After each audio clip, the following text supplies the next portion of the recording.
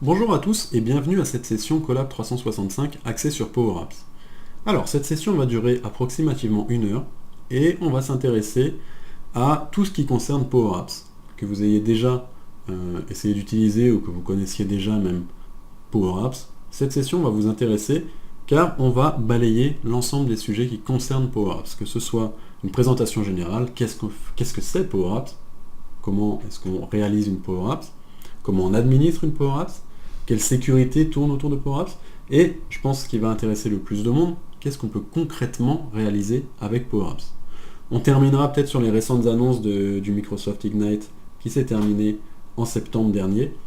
Donc voilà, avant de rentrer dans le vif du sujet, on va commencer par un petit slide de présentation me concernant. Donc, mon nom est Mathieu Mégali, je travaille chez Sword en Suisse, et j'ai, depuis 2017, début 2017, obtenu le titre de MVP Office Server and Services, entre parenthèses Office 365, et pour ma part axé sur Power Apps et Flow. Vous retrouvez les détails de mon contact en bas à droite de l'écran, et une petite biographie me concernant. Donc je ne vais pas passer trop de temps sur ma présentation, c'est pas ce qui nous intéresse aujourd'hui.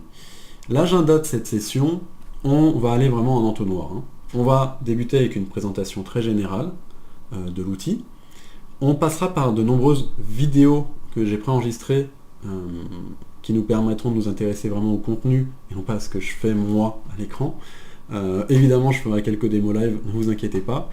Et donc je le disais, on va s'intéresser en entonnoir à Power Apps, en passant par le centre d'administration, la sécurité, le data loss prevention, le mode de licence, la gestion d'un cycle de vie d'une application, les différentes features qui existent et qui sont très intéressantes pour les concepteurs d'applications, et enfin on terminera par les exemples de réalisation. Alors, entrons directement dans le sujet avec la présentation générale. Qu'est-ce que Power Apps? Donc Power Apps est un service Office 365 qui va vous permettre de créer des applications. La Power Apps a deux forces vraiment, c'est que les applications que vous allez créer peuvent être utilisées sur un nombre de devices incroyable, et surtout une nature de device qui va des mobiles aux tablettes en passant par les navigateurs web. Donc vraiment une compatibilité absolue. Et l'autre force, je dirais, de Power Apps, c'est de pouvoir se connecter à des sources de données diverses et variées, très nombreuses, j'en ai dénombré 160 ici, et qui ne se limitent surtout pas à l'écosystème Microsoft. Donc on va très bien pouvoir se connecter à une source de données Google, à un produit tiers, moyennant ou non un surcoût financier du connecteur finalement. Power Apps propose également une base de données cloud nommée Common Data Service qui vous propose des entités, de créer même des entités, tout ça vivant dans le cloud. Cette session ne va pas s'intéresser au Common Data Service, mais à tout ce qui est vraiment 100% Power Apps et qui va concerner tout le monde finalement. Alors, la troisième force, quand même, de Power Apps, c'est son langage. On parle de solution no-code, low-code. Power Apps ne vient pas avec un langage de programmation, mais avec un système de formules se rapprochant des formules Excel. On n'est pas sur de la formule Excel non plus, donc un Power User va peut-être être un petit peu dérouté. Maintenant, c'est un système qui s'appréhende assez rapidement, et malgré tout assez facilement. Donc on arrive rapidement à faire ce qui nous intéresse. Power Apps vient également avec une gestion d'environnement, donc on en reparlera tout à l'heure. Une des gestions possibles, c'est peut-être de passer avec un environnement de développement, de staging et de production comme on le ferait aujourd'hui sur un développement d'applications plus standard, un déploiement d'applications plus standard. Et donc je l'ai déjà dit en introduction de ce slide, Power Apps est évidemment inclus dans Office 365, on en reparlera au niveau du mode de licensing. Pour la petite anecdote, j'ai créé ici un nuage de mots avec l'ensemble des connexions de données Power Apps, et j'ai listé à gauche de l'écran les plus utilisées, les plus courantes. Donc évidemment on retrouve du SharePoint, du SQL Server, à la fois on-prem, à la fois cloud, on y reviendra, du 365, Excel, OneDrive, et j'en passe. Donc, c'est bien beau tout ça, mais à quoi ressemble Power Apps? Donc c'est là que les vidéos de démo vont intervenir, et je vais directement lancer la lecture de celle-ci. Côté application universelle, concepteur builder Power Apps sur Windows 10, à quoi ça ressemble. Donc on va télécharger l'application Universal Windows 10 sur le Store Windows, sur le Store Microsoft. On va la lancer et on va venir s'authentifier avec un compte d'entreprise lié à un tenant et bien sûr un compte qui dispose d'une licence Power Apps, ça va de soi. Donc ici on s'authentifie et on va retrouver une interface qui va nous permettre de consulter la liste des applications disponibles, donc créer, et d'accéder à quelques renseignements. Ici par exemple on va lister les informations sur le profil connecté, l'environnement auquel nous sommes connectés, dont je parlais juste avant, vous n'avez pas forcément plusieurs environnements, les diagnostics de la session, différentes informations sur la version, et vous allez pouvoir débuter une création d'application depuis une source de données identifiée, depuis un template Microsoft, ou from scratch. Je passe très vite dans cette vidéo-là, car je vais revenir et je vais vous remontrer en live la création d'une application. Donc si on commence from scratch, vous avez ici un petit tutoriel pas à pas pour vous faire découvrir l'interface, vous accompagner finalement à cette découverte d'interface, et vous voyez ici la barre de formule qui vous permet de saisir ce dont je parlais, les formules type Excel dans la conception d'une Power Apps. Alors voilà pour la partie application universelle, on passe vraiment rapidement là-dessus, on enchaîne avec la partie browser. Comment est-ce qu'on accède à Power Apps au niveau du browser? Donc on se rend sur powerapps.microsoft.com, on se connecte, on s'authentifie avec le même compte de votre tenant, et on arrive sur une interface qui va être très similaire, qui va vous lister les applications disponibles, auxquelles vous avez peut-être accédé récemment. Hop, voilà. Vous avez également la possibilité d'essayer des applications avec des données de test, des templates fournis par Microsoft, et d'accéder à la documentation. Documentation, j'insiste là-dessus, qui est très bien faite, et qui aide vraiment à se lancer sur Power Apps. Donc je vous encourage vraiment à consulter cette documentation. Vous pouvez changer d'environnement, rechercher, accéder au centre d'administration, donc c'est là la particularité du browser, vous n'accédez pas à un centre d'administration depuis l'application universelle. Vous avez la gestion du CDS, dont j'ai parlé en introduction, et les connexions vers vos sources de données, que vous venez créer ici, ou à la conception d'une application. Ici vous pouvez les administrer peut-être plus rapidement. Et donc vous pouvez exécuter une application, ou décider d'en créer une, soit depuis l'application universelle, soit depuis le browser. C'est ce qu'on fait ici. Et au final, Power Apps va s'exécuter de manière très similaire à ce qu'on a retrouvé sur l'application universelle. Donc ici, on charge le builder. On peut démarrer depuis une source de données identifiée, depuis un template ou from scratch, exactement de la même manière. Et si on démarre from scratch, on va retrouver le même écran. Le même écran avec le même petit tutoriel qui va vous suivre pas à pas sur les différents écrans de l'application. Voilà, et la barre de formule à nouveau. Vous pouvez profiter d'un runtime, de l'exécution d'un runtime de l'application, si toutefois vous l'avez personnalisé.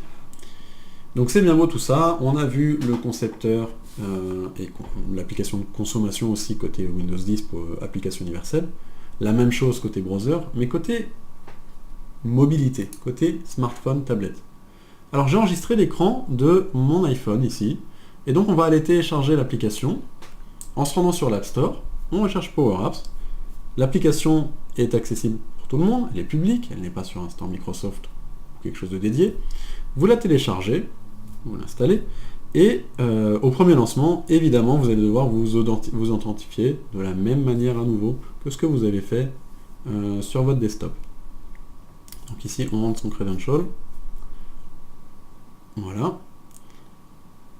Et donc l'écran qui s'affichera devant nos yeux va nous lister les applications disponibles. Pour notre compte, évidemment, selon l'endroit, selon ce à quoi nous avons accès. Alors on ne conçoit pas d'application depuis un smartphone, depuis une tablette. On va venir simplement consommer l'application. Vous choisissez l'ordre d'affichage, vous accédez à différentes propriétés, donc la version de l'application, Power Apps j'entends. Vous pouvez réordonner ce qui s'affiche à votre écran sous vos yeux, et rafraîchir la connexion, et vous allez pouvoir venir ouvrir une Power Apps. Donc ici on va ouvrir la dernière, le User Group Order App. Donc l'application iPhone rapatrie la Power App en local et l'exécute. Vous allez voir comment ça se manifeste. Voilà, vous pouvez quitter l'application en slidant sur l'écran. On vous demande l'autorisation d'accéder à votre localisation parce qu'ici on va vous géolocaliser dans l'application, pas forcément le cas pour toutes les applications. Et ici on a une application qui est liée à une source de données SharePoint, une liste SharePoint, donc on accède à l'ensemble des items de notre liste. On peut venir créer un nouvel item, donc ici c'est une liste de commandes, on va choisir la catégorie et le produit qu'on souhaite commander, ainsi qu'une quantité. L'application nous géolocalise, c'est une petite feature que Power Apps propose, et on va pouvoir créer un nouvel item. On quitte l'application, et maintenant si on ne souhaite pas repasser par Power Apps pour aller atteindre l'application User Group, on va pouvoir épingler l'application User Group sur l'écran d'accueil de notre smartphone. Donc vous voyez, ici on choisit d'épingler à l'écran d'accueil. On peut renommer l'application, donc si on souhaite lui donner un autre nom, peut-être plus court pour l'écran de notre smartphone notamment, et donc on clique sur ajouter. Et donc c'est finalement un raccourci, c'est un raccourci direct à la première manière d'accéder à l'application qu'on a illustrée.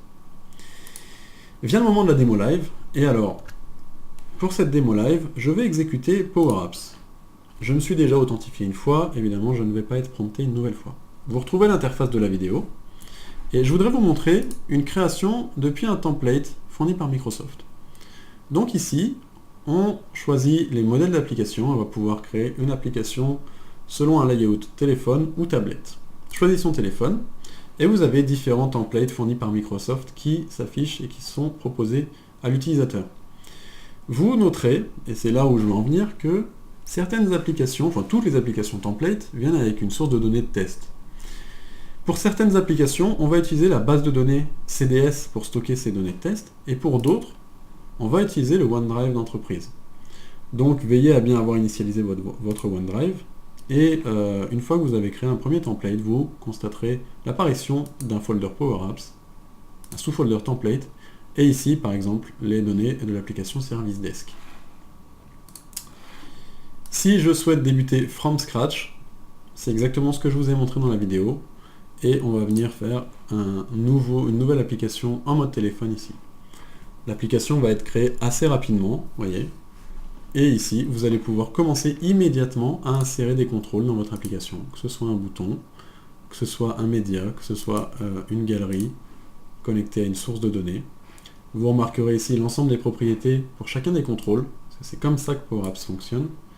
Et pour chacun des contrôles, les propriétés sont également disponibles ici. Et c'est finalement pour chacune de ces propriétés que la barre de formules va être actualisée, et c'est ici que nous allons taper les formules plus ou moins complexes. Donc je ne veux pas passer trop de temps immédiatement sur le concepteur d'application, on va continuer la présentation.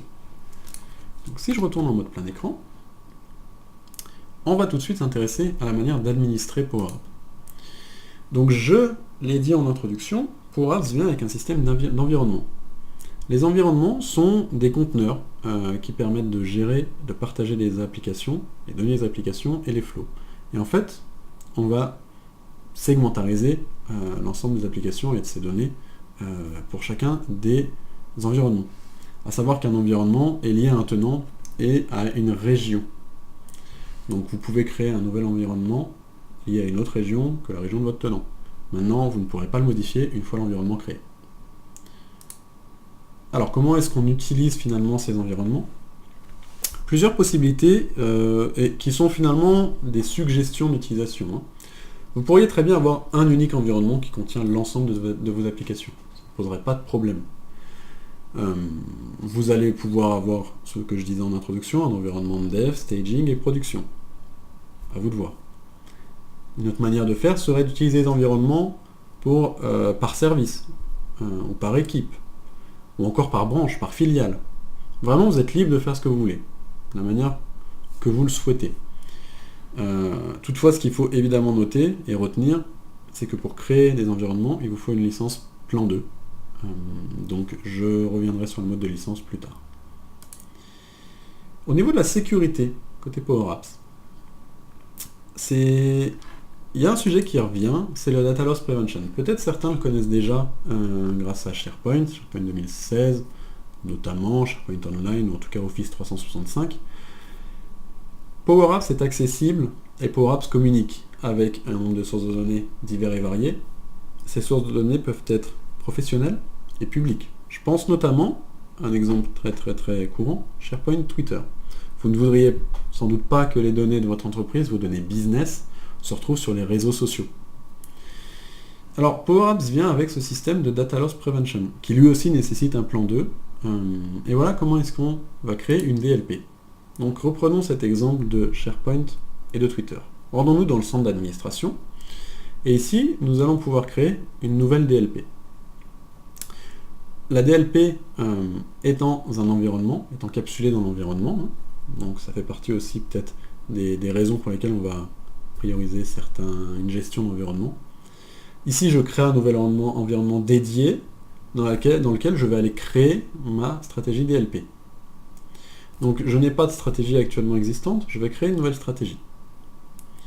Cette stratégie va s'appliquer uniquement à l'environnement que je viens de créer, celui-ci. Et donc ce que va faire ma stratégie, je vais autoriser uniquement certaines connexions à communiquer entre elles. Ces connexions ne communiqueront pas avec celles que je n'ai pas sélectionnées. Et je fais exprès de ne pas sélectionner la connexion Twitter, qui reste ici, dans les No Business Data Allowed. Je vais nommer ma stratégie DLP, donc Business Data Only, et je l'applique. Et alors, pour illustrer le comportement d'une stratégie DLP, je vais passer par Flow, plutôt que par Power Apps. Donc Flow vient avec Power Apps. Et Flow est le moteur de workflow mis à disposition. Comment est-ce que se manifeste le résultat d'une DLP à la création d'un flow? La vidéo va nous le montrer. Donc je vais aller créer un flow qui va exactement tenter de faire ce qui est interdit, à savoir peut-être publier des données de SharePoint sur Twitter. Mon flow va débuter depuis la création d'un item dans SharePoint, par exemple, pour imaginer un autre scénario. Donc ici, je viens choisir l'action qui m'intéresse. Je configure mon action flow, donc je vais dire que lors de la création d'un élément dans ce site SharePoint, dans cette liste-là, envoie-moi des informations sur Twitter. Et c'est ici que le comportement va être intéressant.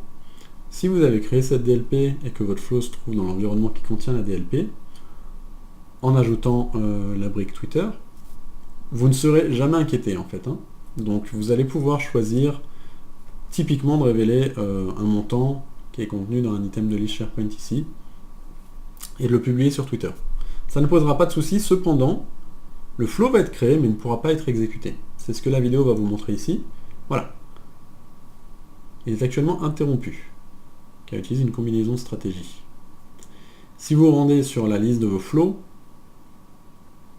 qui apparaît ici, vous voyez qu'il est désactivé, l'activité est interrompue, et vous ne pourrez pas le passer à active. C'est un petit peu la manière de contraindre, restreindre l'utilisation des connecteurs. Même s'ils sont variés, on ne veut pas forcément faire n'importe quoi et autoriser n'importe quoi. Donc voilà pour l'aspect DLP. La sécurité ne se limite pas à la DLP. On va donc, pour chaque environnement, avoir deux niveaux de rôle qui existent. Un niveau de rôle administrateur des environnements et un niveau de rôle créateur. Donc le créateur peut lui créer des ressources dans un environnement. L'administrateur peut tout faire, notamment les DLP. Une autre manière d'administrer, c'est de générer peut-être une liste des applications existantes, une liste des flows existants, et de voir finalement l'utilisation, les licences par utilisateur. Donc Power Apps propose d'exporter sous forme de fichier Excel ces différentes listes. Comment est-ce que ça se déroule finalement? On va venir atteindre le site Power Apps, ici. On va s'authentifier. Alors, rendons-nous dans le centre d'administration de Power Apps. Et nous allons réaliser ce fameux export. Il faut aller dans l'onglet locataire, donc c'est pas forcément la traduction la plus parlante. Si vous souhaitez par exemple accéder à la liste des utilisateurs licenciés et quel type de licence ils ont, on va mouliner un petit peu. et PowerApps va vous générer votre fichier CSV prêt à être téléchargé. On va l'ouvrir. Et ici, donc je suis sur un tenant de test, hein, les données ne sont pas forcément très pertinentes, mais vous allez voir le nom de l'utilisateur, la licence qu'il a, l'autre licence évidemment, la date d'assignation, et est-ce que c'est un trial ou non. Donc voilà pour la liste des licences. Au niveau des quotas, vous pourriez très bien voir les quotas d'exécution des flows qui sont limités par la licence, etc. Au niveau d'un environnement, vous allez pouvoir télécharger les ressources, donc ce dont je vous parlais, la liste des applications créées dans l'environnement, et également la liste des flows. Les deux outils sont vraiment imbriqués et communiquent parfaitement les uns les autres. Donc vous pourriez très bien imaginer générer la liste des applications, et ça se ferait de la même manière que ce qu'on vient de voir pour les licences. Vous cliquez, vous attendez un petit peu, c'est pas la feature la plus rapide, mais en tout cas ça marche vraiment très bien. Voilà. Et donc vous accédez à un fichier Excel qui vous permet finalement de voir l'ensemble des applications qui ont été créées. Avec leur descriptif aussi, ce qui est plutôt intéressant. Hop. Et voilà. Si je retourne à cette session, intéressons-nous maintenant au mode de licensing. Et c'est là où le bas ne blesse pas, parce que finalement, vous allez vous y retrouver, je pense, souvent. PowerApps vient avec Flow, donc PowerApps inclut Flow, et la licence PowerApps est inclue dans tous ces plans Office 365, et également Dynamics 365. Vous allez pouvoir licencier uniquement des utilisateurs pour PowerApps, donc c'est le plan 1, ici, si vraiment vous n'avez pas de souscription 365 Dynamics ou Office. Et vous allez pouvoir aussi licencier vos administrateurs avec un plan plus cher, le plan 2. Donc j'ai fait un tableau récapitulatif ici, qui donne les différences finalement entre le plan 1 et le plan 2. Donc évidemment, hormis le prix, on a aussi un nombre de flows qui peuvent s'exécuter par mois, qui est déjà conséquent avec un plan 1, qui passe à un nombre de 15 000 pour le plan 2. Du stockage pour le Common Data Service sur lequel je ne vais pas passer vraiment de temps. Donc la possibilité d'avoir une database par utilisateur qui n'existe pas dans le plan 1. La gestion des environnements qui n'existe pas non plus dans le plan 1, qui existe dans le plan 2. Et la création des stratégies DLP qui se fait évidemment à nouveau que dans le plan 2. C'est pour ça que les cibles finalement, pour le plan 1, on s'adresse clairement à des utilisateurs, hein, et le plan 2 clairement à des administrateurs. Donc vous n'allez pas vraiment cumuler les plans 2, plutôt les plans 1 ou pas du tout de plan si c'est inclus dans vos souscriptions 365. PowerApps vient aussi depuis plus récemment, hein, depuis courant de l'été, avec un plan gratuit pour les développeurs, le Community Plan. Évidemment limité, évidemment à ne pas utiliser pour mettre en production.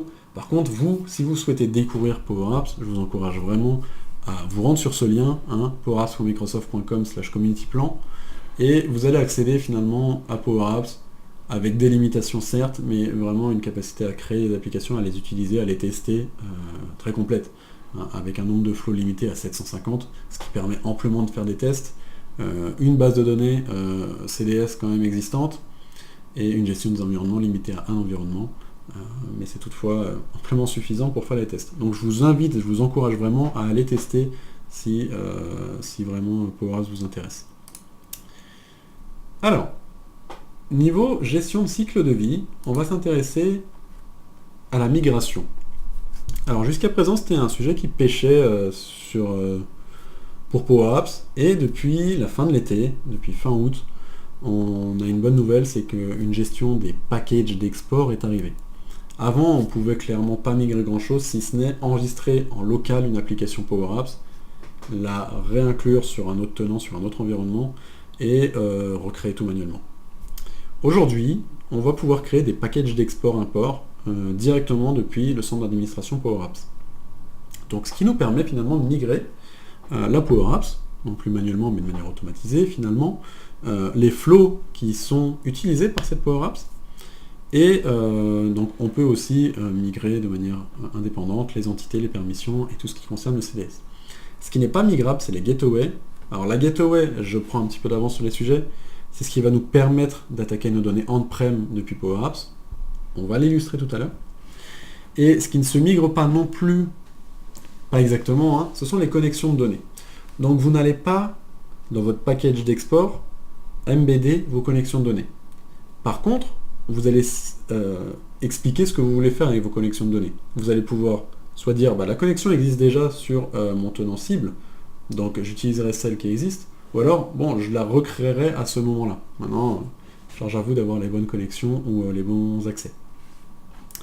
Et évidemment, la feature va devenir plus complète et intégrera la gestion des connexions plus tard. C'est l'upcoming situation qui est décrite ici. Donc si je viens vous illustrer ce comportement d'export-import de package dont je viens de vous parler, je me rends sur Power Apps au niveau d'une application. Prenons par exemple cette application-ci. Je vais aller pouvoir exporter, et donc c'est une preview, hein, exporter cette application. Donc je vais nommer mon package d'export, ici, et c'est là où c'est intéressant, je peux donner une description. Je vais pouvoir pour chacune des ressources spécifier ce que je veux faire. Donc, première ressource, l'application en tant que telle.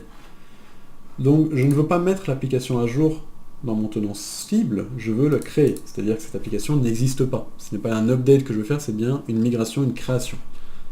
C'est ce que je spécifie ici. Et donc, au niveau de mes autres ressources, j'ai mon flow ici. De la même manière, mon flow n'existera pas dans ma cible, je vais le créer. Au niveau de ma connexion, là, j'ai pas vraiment le choix.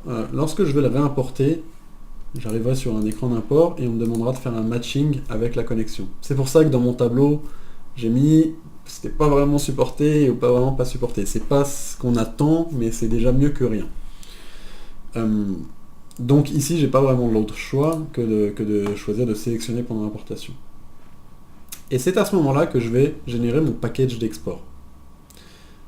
Power Apps mouline un petit peu, ça n'est pas non plus la feature la plus rapide, c'est encore en preview, et même si ça n'est pas bien rapide, ça fonctionne.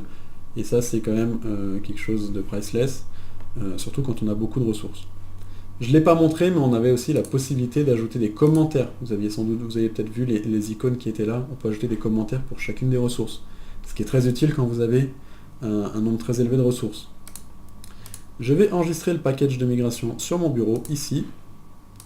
Et donc voilà pour la partie export. Finalement, on génère simplement un fichier zip, avec les configurations dedans. Maintenant, comment réimporter? Tout simplement depuis cet écran, retrouver le lien importer un package, prévu aussi. Et ici, il faut aller simplement browser, chercher le package, et l'import se fait automatiquement. Et vous allez retrouver l'ensemble de vos ressources, qui vont être listées finalement sur votre écran, et pour lesquelles vous allez pouvoir à nouveau remodifier le modèle de configuration. Donc on retrouve bien mon nom ici, ma ressource numéro 1, l'application que je vais créer en tant que nouvelle, mon vidéo rating que je vais créer en tant que nouveau, et deux autres ressources, mes connexions de données, pour lesquelles il faut que je fasse quelque chose. Donc je peux très bien décider d'utiliser une connexion qui existe. Donc ici c'est une connexion à une liste SharePoint, j'en ai déjà une, on est sur le même environnement, ça s'applique peut-être pas de la même manière. Donc je pourrais très bien utiliser une connexion de données qui existe ou en créer une nouvelle. De la même manière, je pourrais très bien créer une nouvelle connexion à un système de notification. Une fois que j'ai résolu toutes mes configurations, je clique sur importer et l'application importée se retrouvera automatiquement dans ma liste d'applications ici. Très simple, très rapide, encore plus si vous avez peu de ressources et si vos connexions de données existent d'un côté comme de l'autre. Donc je vous encourage aussi à tester cette feature-là. Alors aujourd'hui, dans mon environnement de démonstration, je n'ai qu'un seul environnement, environnement Power Apps. Si vous avez plusieurs environnements, c'est de cette manière-là que vous allez migrer une application d'un environnement à l'autre. Donc de développement à staging à UAT. Reprenons. Donc Power Apps vient avec ce système de gestion des packages d'export, vient avec le DLP, avec un centre d'administration, une sécurité qui lui est propre, mais pas que. Power Apps a récemment bénéficié d'une update qui lui permet d'utiliser ce qui s'appelle des règles qui permettent un affichage conditionnel. Pour ceux qui connaissent Nintex Form, on s'en rapproche pas mal dans l'approche. Ceci étant dit, la manière de créer et de configurer les règles est peut-être plus intéressante que celle de Nintex Forms, vous avez peut-être moins d'efforts à faire. C'est-à-dire que vous allez choisir de créer une règle, et ce que va appliquer la règle, vous allez le faire en point and click. Et Power Apps va enregistrer ce que vous faites, et va le sauvegarder dans votre règle. Donc c'est vraiment très rapide à mettre en place, et très facile à utiliser. Donc si on souhaite par exemple changer une couleur sur un choix d'une drop-down, c'est de cette manière-là qu'on va le faire. Je voudrais vous l'illustrer d'ailleurs très rapidement. Pour ce faire, je vais repasser sur mon application universelle, et je vais tout de suite aller voir une application qui a déjà une règle, qui a été créée pour cette session. Je vais chercher mon onboarding app qui est ici. Donc ici, Power Apps va me permettre d'éditer une application qui est déjà faite, déjà bâtie, donc sur laquelle vous allez déjà avoir quelques contrôles. Voilà. Au niveau de l'interface, vous avez un choix, d'ailleurs je ne l'ai pas dit, mais vous pouvez afficher les contrôles d'une manière ou d'une autre, donc soit très visuellement afficher les écrans, soit simplement afficher l'ensemble des contrôles disponibles dans chacun des écrans. Et ici, vous avez une petite drop-down. Donc si je vous montre à l'exécution ce que ça fait, donc je suis sur une application d'onboarding et je peux choisir dans quel département l'onboarding de mon employé va se faire. J'ai deux départements possibles, Knowledge Management ou Business Intelligence. Si je choisis Knowledge Management, vous voyez que l'application change de couleur automatiquement. Il y a une multitude de façons de faire ça avec Power Apps. Ici, on l'a fait via une rule. Donc la règle est liée à l'écran Power App et pas au contrôle. Vous retrouvez donc ici le settings de règle, ici ma règle, et ici un exemple de formule de Power Apps. Ce qui va nous permettre de nous intéresser d'ailleurs un petit peu à la syntaxe. Vous retrouvez ici le nom de mon champ et les propriétés qui lui sont propres. Du coup, la valeur sélectionnée par ce champ, si elle est égale à KM Knowledge Management, alors fais-moi ces actions-là. Ce qui va être très intéressant, c'est de reproduire finalement cette règle. Donc je vais la supprimer et je vais la créer en live. Hop, je supprime cette règle. Quand je vous parlais de point and click, c'est exactement ce que je vais faire ici. Donc j'ai sauvegardé la formule pour gagner du temps. On est ici. Et donc les actions, si cette condition est remplie, vont se définir au point and click. C'est ce que nous dit ici Power Apps. Donc définissez ce qui se produit lorsque les conditions de la règle sont appliquées. C'est parti. Ce que je veux définir ici, c'est par exemple changer la couleur. Hop, peut-être ce coup-ci vert. Voilà. Et la même chose pour mon bouton. Alors, je conçois, c'est pas forcément l'application la plus sexy qui soit. Cependant, je voudrais vous montrer uniquement le concept. Donc vous voyez que les deux actions que j'ai réalisées se font au niveau du bouton et du label ici, et on change la propriété du label Fill avec un code RGB différent. Je termine, et ma règle est créée, ma règle est enregistrée. Et vous allez pouvoir voir qu'elle s'applique immédiatement. C'est aussi simple que ça. Cette feature est arrivée début du mois de septembre, et on peut dire que elle est encore en preview, mais ça marche déjà vraiment bien, et ça ne fait que booster la productivité à nouveau et faciliter la création d'une application. Retournons à mon slide. Donc j'ai parlé tout à l'heure de la gateway qui vous permet d'atteindre vos données on-prem directement depuis Power App. Pour ce faire, pas de magie, il va falloir installer donc cette fameuse gateway qu'on peut télécharger depuis l'administration Power Apps. C'est ce que vous montre la vidéo. Honnêtement, la vidéo va durer 5 minutes et ce sont 5 minutes réelles. Vous n'allez pas avoir besoin de plus de 5 minutes pour mettre en place une gateway sur vos données on-prem. Vous choisissez le répertoire d'installation. L'application se déroule, l'installation se déroule directement. Vous vous authentifiez auprès de cette gateway pour qu'elle soit rattachée à votre tenant, à votre compte et à votre tenant. Vous authentifiez. Pour information d'ailleurs, c'est la même gateway que celle de Power BI. Donc, si vous avez déjà une gateway Power BI, pas besoin de refaire cette installation-là. Vous inscrivez une recovery key, si toutefois vous devez restaurer la gateway. Et voilà, votre gateway est prête. Comment est-ce que ça se manifeste côté Power Apps? Alors, au niveau du centre d'administration, vous avez, du browser, au niveau du browser sur le site de Power Apps de gestion, vous avez les passerelles. Et ici, une fois que vous avez installé et que vous êtes authentifié auprès de votre passerelle, la passerelle remonte. Et vous allez pouvoir créer une connexion de données sur des données on-prem au travers de cette passerelle. Prenons l'exemple d'un SharePoint on-prem. Ici, c'est exactement ce qu'on fait. On crée une connexion de données sur notre SharePoint on-prem. Donc on choisit que notre connexion de données ne sera pas liée à un service cloud, mais à l'aide d'une passerelle, elle va se connecter à l'aide d'une passerelle de données locale. On s'authentifie avec nos credentials AD. On choisit la passerelle, vous pouvez avoir plusieurs passerelles, dans l'exemple ici on n'en a qu'une, la passerelle liée à Power Apps, celle qu'on vient d'installer. La connexion se fait, elle remonte dans votre liste de connexions, donc vous la distinguez avec un type local et non standard. La connexion a été recréée, elle existait déjà pour les besoins de la vidéo. Maintenant, si on switch sur ce fameux site SharePoint On-Prem, on a une liste Power Apps. Et vous allez voir que finalement, maintenant qu'on a installé la gateway, maintenant qu'on s'est connecté à notre liste sur notre SharePoint On-Prem, il va être très simple et très rapide d'aller créer un item depuis une Power Apps sur notre SharePoint On-Prem. Donc ici, on vous montre un petit peu les différents champs existants. On va switcher sur Power Apps et on va se connecter, on va créer une application from scratch basée sur un layout de téléphone et on va réutiliser la connexion de données qu'on vient de créer sur notre SharePoint On-Prem. Donc on affiche un formulaire. Ce formulaire-là va nous permettre de créer des données. On utilise la source de données, donc SharePoint On-Prem. C'est ce qu'on fait ici en live. Voilà.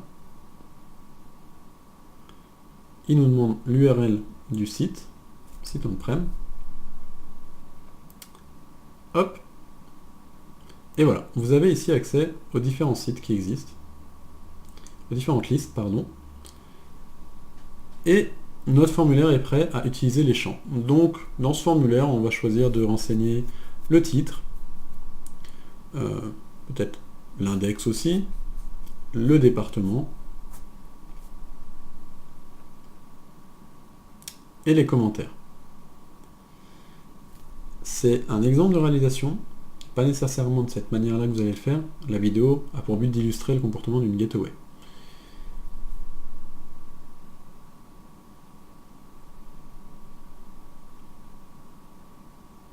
On prend les valeurs par défaut de la source de données. Donc ici, s'il y en a, elles seront automatiquement alimentées. Et on va créer un bouton de Submit pour enregistrer et pousser l'item dans la liste SharePoint.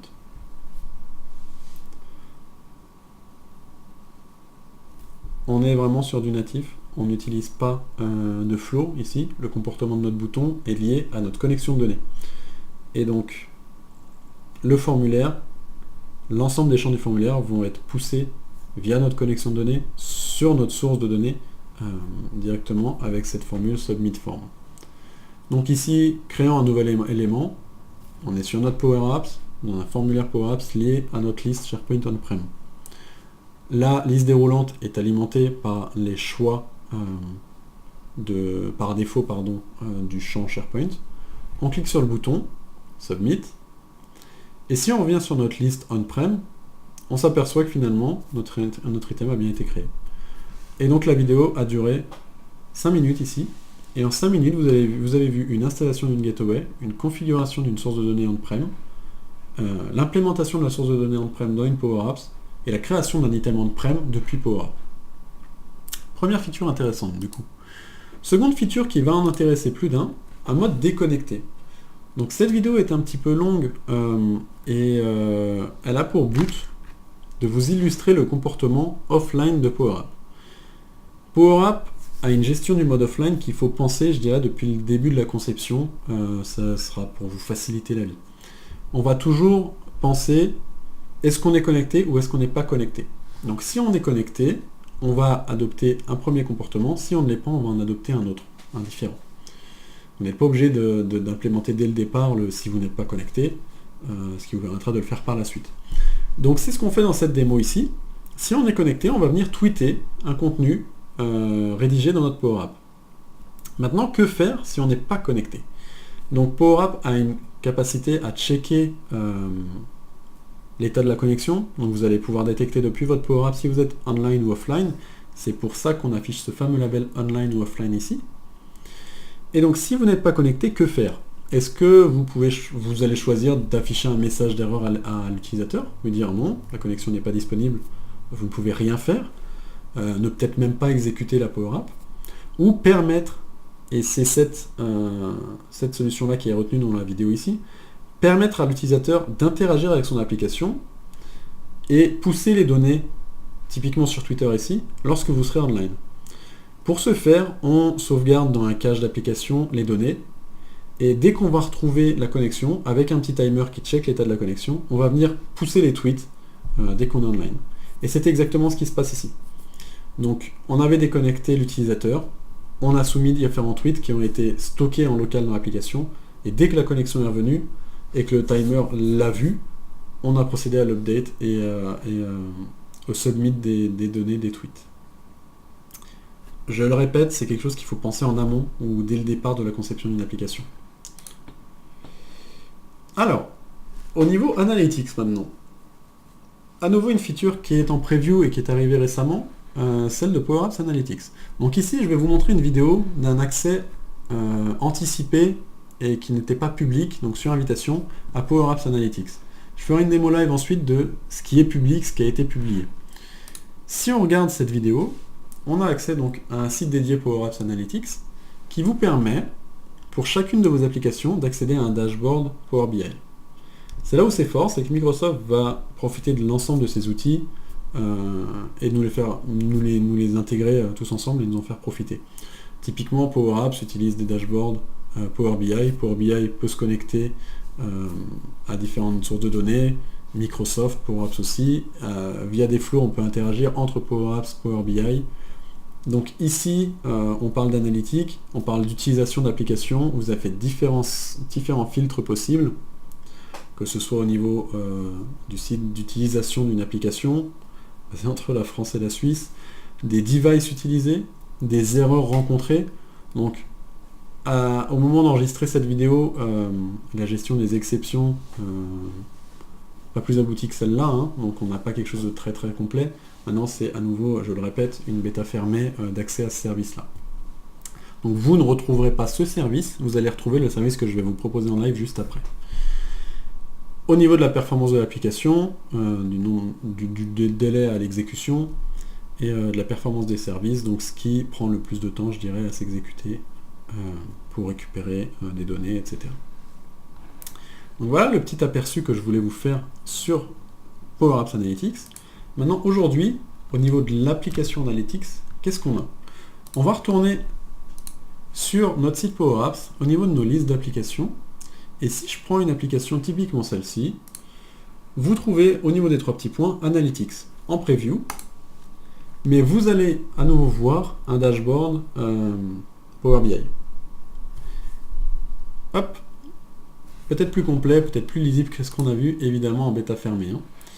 Donc pour cette application, au niveau de l'utilisation, c'est le seul critère de fil que nous avons ici, vous allez pouvoir constater sur quel device cette application est exécutée en moyenne, donc ici pas vraiment de suspense, le nombre d'exécutions par jour, les sessions actives par utilisateur et le nombre d'utilisateurs qui utilisent. On peut aussi filtrer par des villes, des départements, des pays, une version de player, donc l'application qui utilise, qui run Power Apps, et évidemment le device. Donc voilà, évidemment on est très limité par rapport à ce que je vous ai montré.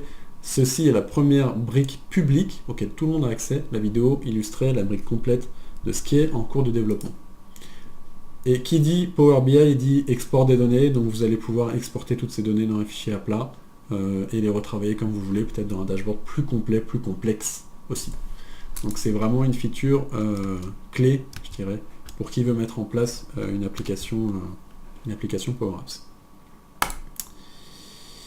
Donc voilà, on a fait un état des lieux de ce qui se fait, de ce qui est possible de faire au niveau feature, au niveau sécurité.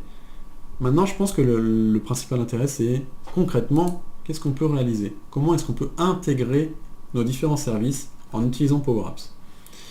Donc j'ai à nouveau plusieurs vidéos, et celle-ci s'intéresse à une intégration entre SharePoint Online et Flow. Alors, j'ai une liste de requêtes, un site SharePoint Online, et un lien. Ce lien est un lien direct sur un formulaire Power Apps. Ce formulaire ici est lié à ma liste de demandes. Donc je vais pouvoir, finalement ce qu'on illustre ici, c'est la capacité à avoir un lien hypertexte lié à une Power App. C'est vraiment un exemple très très simple. On commence de cette manière les différentes options, les différentes manières d'intégrer. Et donc vous allez pouvoir soumettre à la fois une requête depuis votre smartphone, ce qu'on illustre sur l'écran de droite avec la même interface, ou alors depuis ce lien hypertexte ici. Vous constaterez également que le layout utilisé est celui d'une tablette et que j'affiche l'écran d'un smartphone qui s'affiche, évidemment mis à l'échelle, mais qui s'affiche et qui reste utilisable.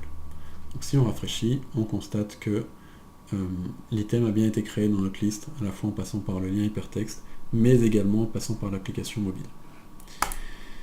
Autre exemple, complètement différent, une idée d'application indépendante Power App. Ici, une application de vidéo. Donc, on aurait une source de données qui serait un fichier Excel stocké sur OneDrive, qui contiendrait un titre de vidéo, une URL de vidéo, une description. Et on va brancher notre Power Apps à cette source de données, qui est ce fichier Excel, et créer une application de consommation de contenu vidéo. C'est la fameuse vidéo app que j'ai ici. Alors vous me pardonnerez le design qui n'est pas forcément révolutionnaire, mais en tout cas qui permet d'illustrer le comportement. On se retrouve avec un YouTube-like que vous pouvez contrôler à 100% et alimenter de la manière que vous le souhaitez. Et donc vous retrouvez exactement à la manière de l'interface de YouTube, sur la droite la liste des vidéos possibles à jouer. D'ailleurs ces vidéos sont hébergées sur YouTube, hein, le logo me trahit. Et vous allez pouvoir choisir de mettre la vidéo en plein écran, d'avancer dans cette vidéo, de reculer, et surtout de voir l'exécution qui se fait et de passer d'un mode à l'autre. Donc cette petite complexité de gestion du full screen et de la continuité de lecture de l'application, c'est la petite difficulté finalement de cette application-là, qui se fait malgré tout assez rapidement, assez simplement. On pourrait imaginer un système de ratings ici, donc au clic sur les étoiles, vous allez pouvoir envoyer des notes, et un panneau de settings qui vous permettra de retrouver ces différentes notes sur 5, directement ici les dernières notes que vous auriez envoyées. Vous allez pouvoir désactiver, réactiver ce principe avec un écran de configuration.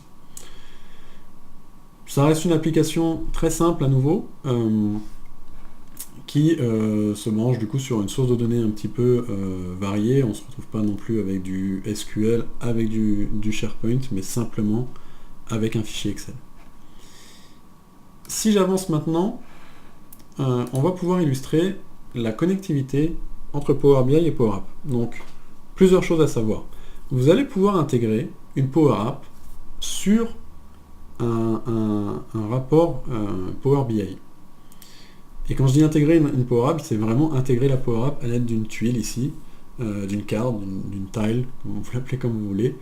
Et donc vous allez lier votre Power App, l'embedder directement dans Power BI.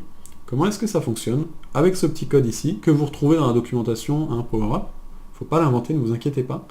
Il vous suffit simplement de concaténer ce code avec l'app ID de l'application que vous souhaitez. Et cette app ID se retrouve au niveau du centre d'administration de Power App. Ici par exemple, on va aller choisir l'application User Group Order App que vous avez déjà vu, et l'ID de l'application est tout en bas de l'écran. Donc il vous suffit simplement de concaténer cet ID d'application avec le code que vous voyez ici, et tel un iframe, vous allez embedder la Power App directement dans votre rapport. Alors aujourd'hui, ça a un petit manque tout de même, c'est que les données Power BI ne communiquent pas avec les données de l'application.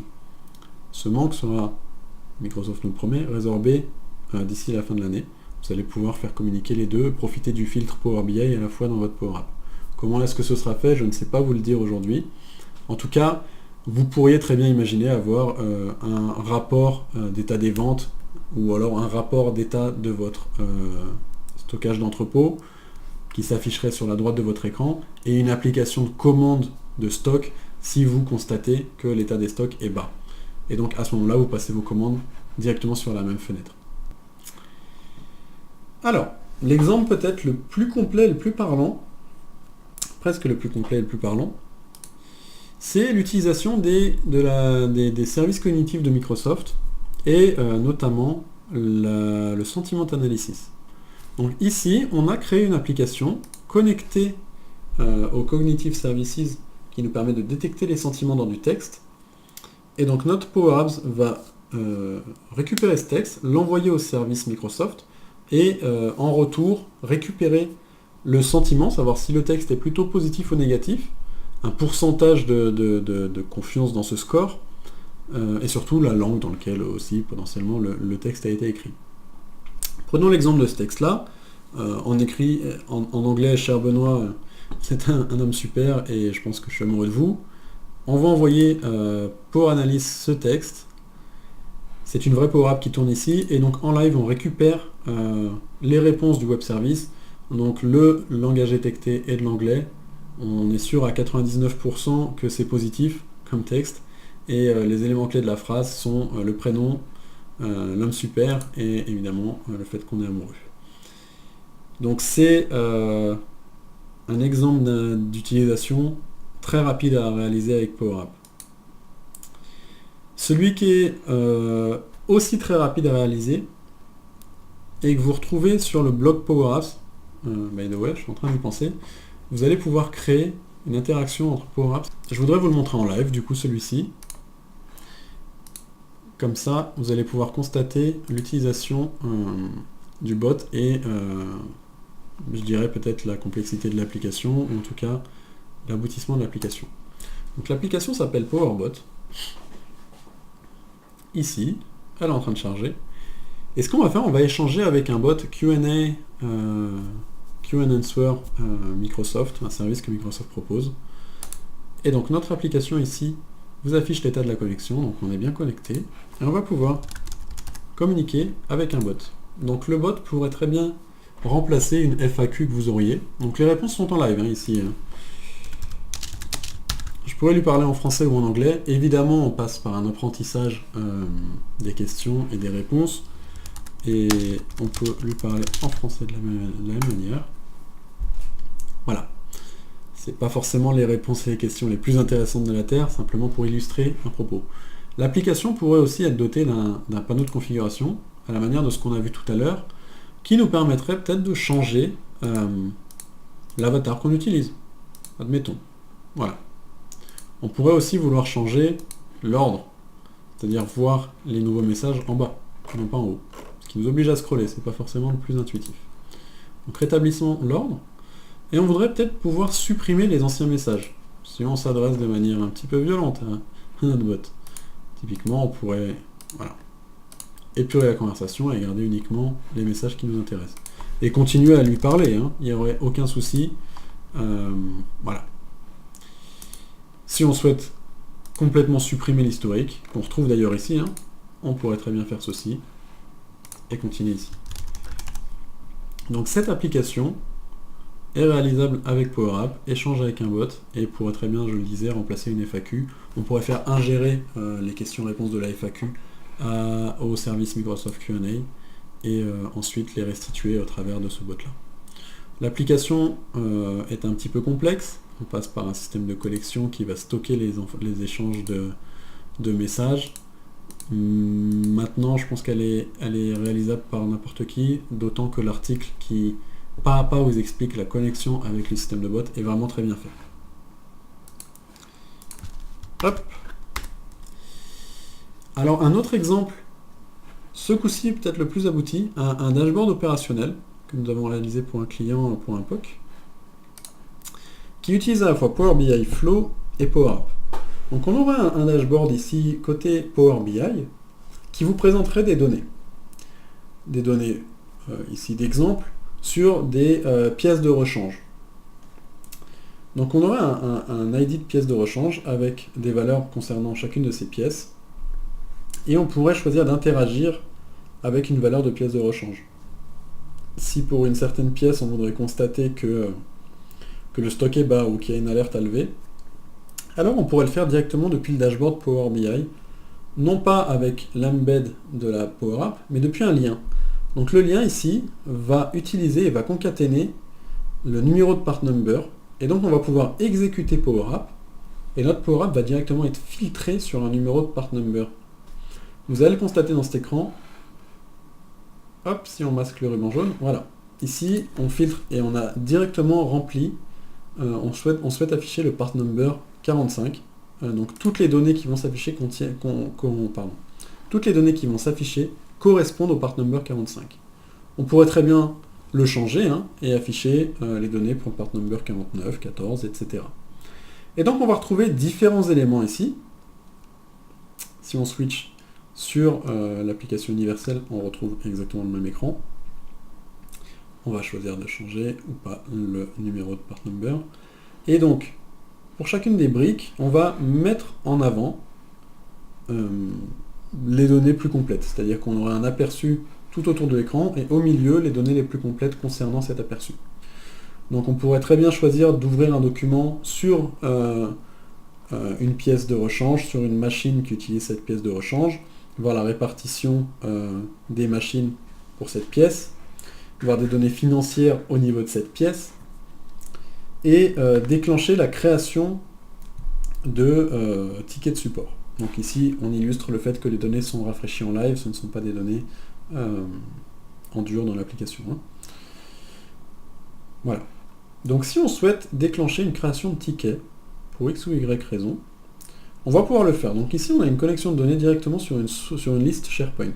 On va pouvoir venir filtrer ces données, soit sur les actions qui concernent le prix, soit sur des actions qui concernent les coûts, supprimer ce filtre, réordonner l'affichage, et donc on va pouvoir venir aussi créer un nouveau ticket directement depuis l'application. L'application nous sert de dashboard, mais aussi d'interface utilisateur pour interagir. Donc on pourrait très bien updater un ticket existant, ça ne poserait pas de souci.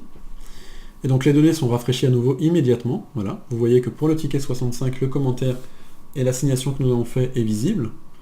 Mais vous allez aussi et surtout, on va pouvoir le faire pour tous, pardon, aussi et surtout pouvoir créer un nouveau ticket from scratch directement depuis cette application, et non pas uniquement procéder à de l'update.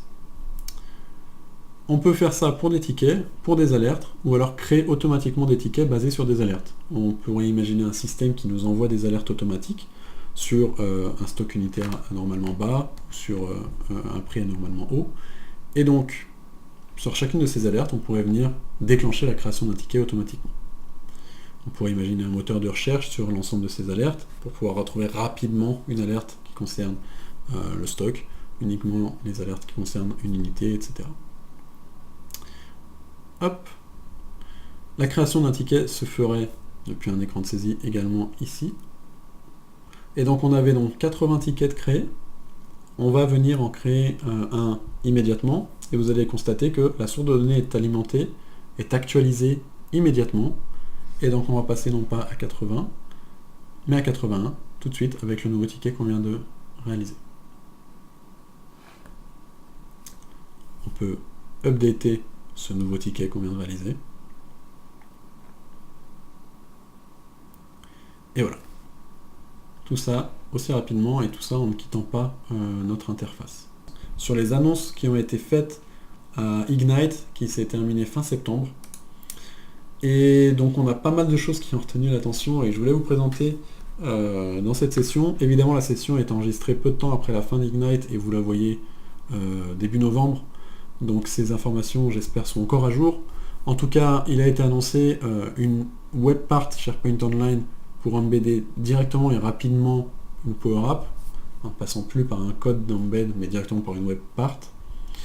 Ce dont je parlais tout à l'heure, donc la possibilité d'imbriquer Power App dans un rapport Power BI avec un lien entre les données de Power BI et les fils de Power BI et la Power App. Vous avez aussi ce dont on nous parle depuis un petit moment maintenant et qui va enfin arriver, la possibilité de faire en sorte que les formulaires d'une liste SharePoint soient des applications Power App. Et donc la release devrait débuter en octobre 2017, soit peu de temps avant la diffusion de cette vidéo.